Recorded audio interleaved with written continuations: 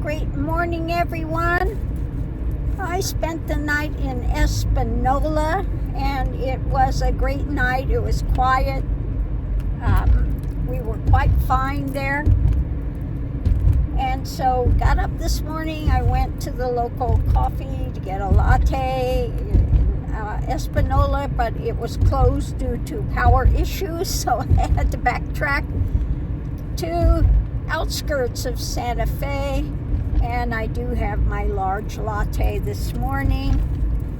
Now somebody said, well, you can make coffee in your car. Yeah, but it's not a latte. Okay, it's just not. Okay. So, I will drive and go find my latte in the morning because that's what I enjoy. So this morning I'm having a latte, and I'm having the egg bites, which is something I usually have in the morning at home anyway. I love the egg bites. So, I forgot, yeah, Starbucks has the egg bites, so that works. So that's what I'm having this morning, and we are on our way to Gallup.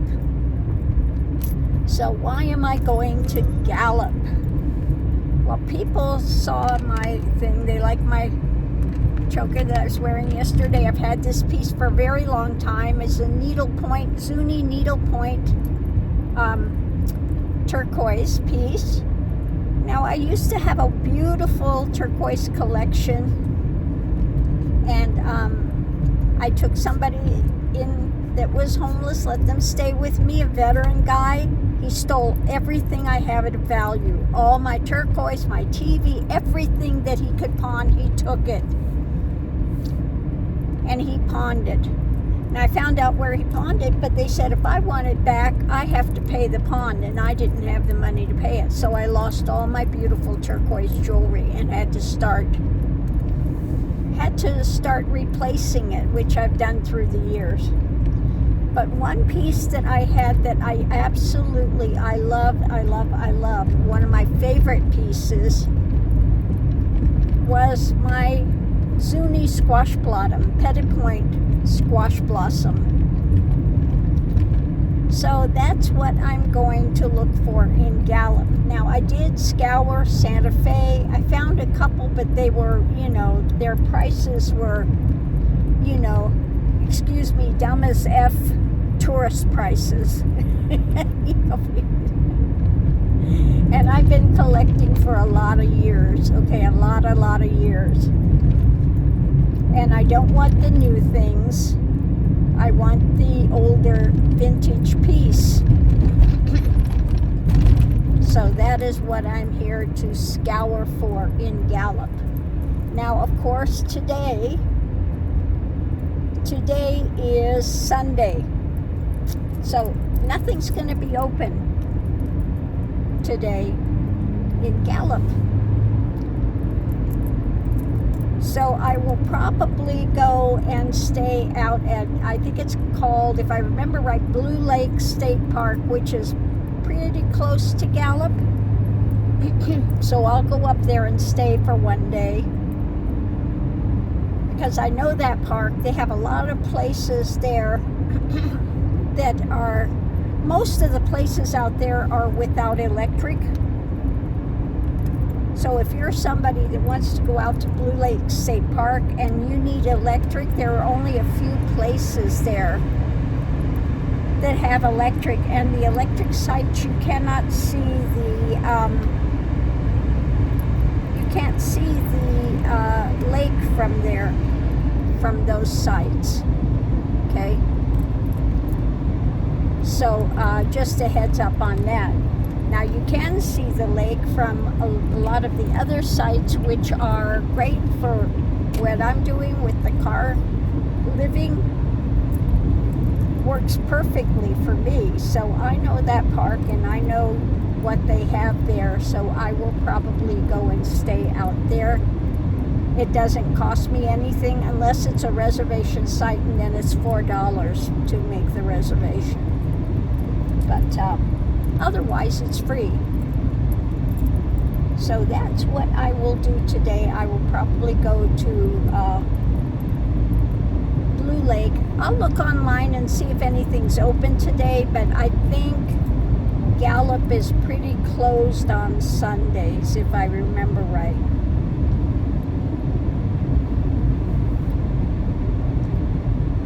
So, anyway, and another thing I wanted to talk about this morning, if you were somebody that's out there hiking and things, and you probably know this already, probably I'm preaching to the choir on this one, but if you are out there and you are lost and you're trying to figure out your directions, you can always do it by the sun. Now, don't forget, in the morning, the sun comes up in the east, so your right hand points to the sun, that's the east, and your left hand will be pointing towards the west, and where you're oriented straight is north. So you can tell by the time of day if the sun is rising. Now, when it hits straight above, you're not going to want to be walking probably anyway. You're probably wanting to take siesta time if you're in a place of the heat, for sure. Because you can't really tell which way the direction is when it's straight overhead. But don't forget, it sets in the west, so when it starts setting, when the sun is starting to go down and it's in the other area, again, your hand points directly at the sun, that's the west, and the other hand is the east, and when you're straight, when you're looking forward, that's north. So if you remember that, then you should be able to not be going in circles, okay? If you continue to orientate yourself to the sun, that's an aid, okay? Usually following a river or something like that, if they have that, that's beneficial too, so you're not backtracking, you're not going in circles. So yeah, I just wanted to put that out there. I think most people could figure that out, but you hear so many people that are going in circles and stuff when they get out there, and I think maybe they forget that. Now, they had the thing that the moss only grows on one side of the tree. That's not true. So if you're trying to use that to orientate yourself, you're up a creek without a paddle, because that's not true. But you know that the sun rises in the east and sets in the west, so that is absolutely true. So you can orientate yourself that way. Oh my goodness.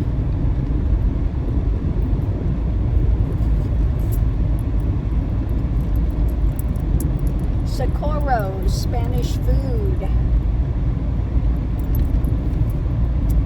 So anyway, we're going to take our time, pedal our way over to Gallup today. One of the places I always go to, Gallup, there are a few places there that I go. There are a few trading stores that have been around forever. So you can look at the trading store, some of the pawn shops. You can look at for the older vintage pieces. You just kind of got to know what you're looking at. Now, they're making a lot of pieces now that are made to look like vintage, but they're not vintage, okay? So you got to kind of know what you're looking for with it. The older vintage pieces are not signed. So if it's signed, then it's newer. It's a newer thing. It's not an older piece. So that's something to know. There goes a road track.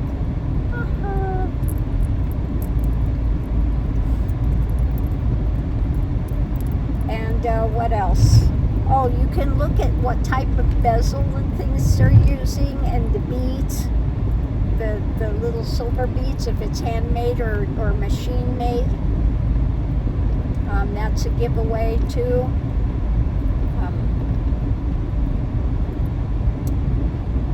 And sometimes, the older pieces usually have turquoises that are different colors because of wearing them and things. Sometimes they'll discolor, but that's usually the sign of an older piece as well, one that's been around for quite some time. So we are headed towards Chama again. We're on the road towards Chama. And that's okay. Just said Chama.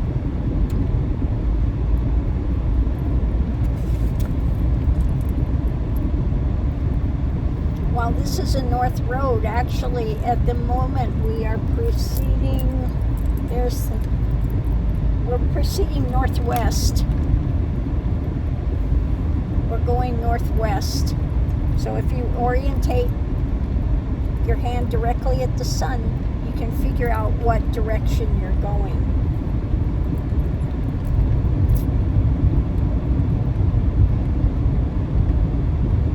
I can feel Stuart Distoma is acting up at the moment. Thank you, Stuart. Oh my goodness. Yeah, one place I like to go there, and I go often if I'm making something and I need supplies, beads or whatever. The it's called Electric Light Company, carries all Native American supplies. They have Native American moccasins as well. Navajo, the real deal moccasins. They also carry Minnetonka as well. They carry that as well. But they do have genuine, the Navajo, and you've got to wear those for a while, the Navajo ones. You have to wear them for a while to soften up that bottom part. But that's one place that really does carry the Navajo. The Navajo moccasins. And they do have a store out there where they do make Navajo clothing things. The velvet skirts, velvet things, quite expensive. I have a couple very beautiful really Navajo made skirts that were made, and they were not cheap. It was like $300, $400 a piece, something like that. They were made by this 91-year-old Navajo lady. 91 years old, and she was still sewing these beautiful Navajo skirts. I have a red velvet one, and then the other one is in blues, and it's the an old style Navajo skirt, which I have and I treasure. Obviously, I don't wear them very often because, I want to keep them,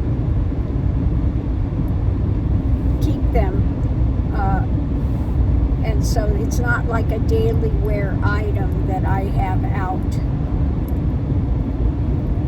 I'll wear them when I go to the powwow. I'll go ahead and wear those.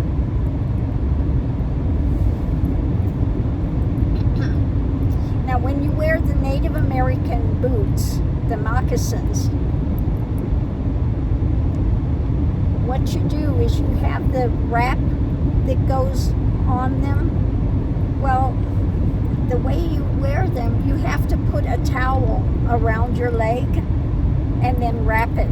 That's how they get that real fat wrapping around the legs, the Navajo women. You have to put something inside and then you wrap it. You can't wrap it just around your leg as it is. No. You have to put a towel around your leg and then you wrap it around the towel. And that's how you get that nice fat wrapping in the Navajo moccasins. All these little tidbits of things that you learn along the way. So I do have some nice, very nice beaded moccasins. I have Navajo style moccasins as well. I have a nice pair of Navajo I haven't worn yet. I should start breaking them in if I'm going to wear them to the powwow. We'll see. I don't know if I'll wear those or if I'll, and I do have them. Well, if those that have my CD, one of my CDs knows that I have a full regalia.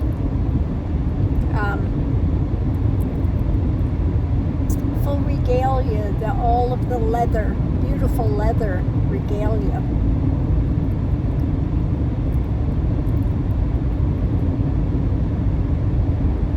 Which won't fit me at the moment. I think I've gained too much weight from this thyroid thing. So I gotta figure out, I gotta lay off the carbs. Try to get my weight down again.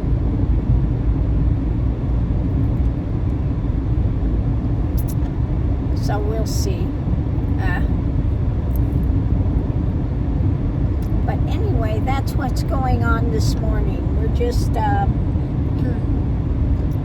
doing the drive. Not a lot to see out here this morning. We must be maybe reservation line with it. A lot of really older, falling apart mobile homes and things out here. Yeah. Really older pieces that are falling apart is what's out here at the moment. And that's some of the really sad thing too. In the reservations, I know the Navajo reservation, they're not allowed just to build out there. They have to get permission to build. And so, and there's not a lot of opportunity for work out there. So you get dire straits. They don't have, a lot of places do not even have running water. The roads are all still dirt roads for a lot of the places. They don't have heat in their homes. A lot of the people, and some, I have seen some that live in mobile homes that have big holes in the roof, and they have huge family living in it. It's just a really dire consequences in much of that area. Okay, they have to change things. I mean, the fact that you can't build out there without getting permission, I think it's permission from the government to build. If I'm not mistaken, it's just it's not right. They need to fix that. They need to be able to get electricity, running water, paved roads, things that we take for granted, and people don't think about that. But the conditions that a lot of these people have to live in is really difficult and sad. Okay?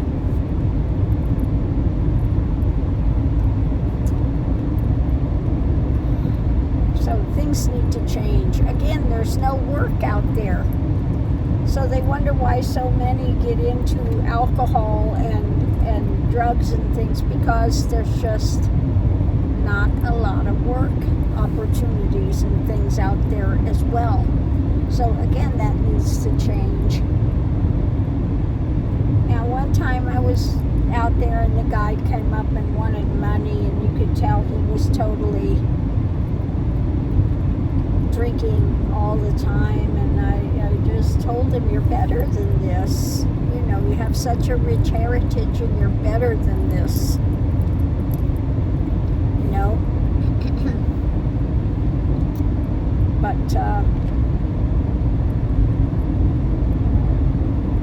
in a way, I understand why they do it, because you just, you get in depression because you don't have enough opportunities. Okay? And you try to numb yourself. But that doesn't help anything. It just ruins your health, and then you're not going to get any opportunities.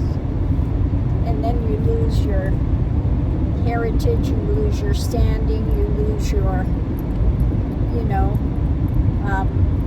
it just doesn't get any better.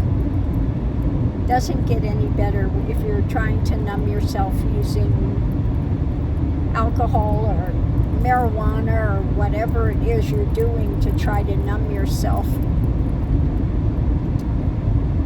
It doesn't change the situation, doesn't really make it better. It just makes your physicality unable to function. Okay? So,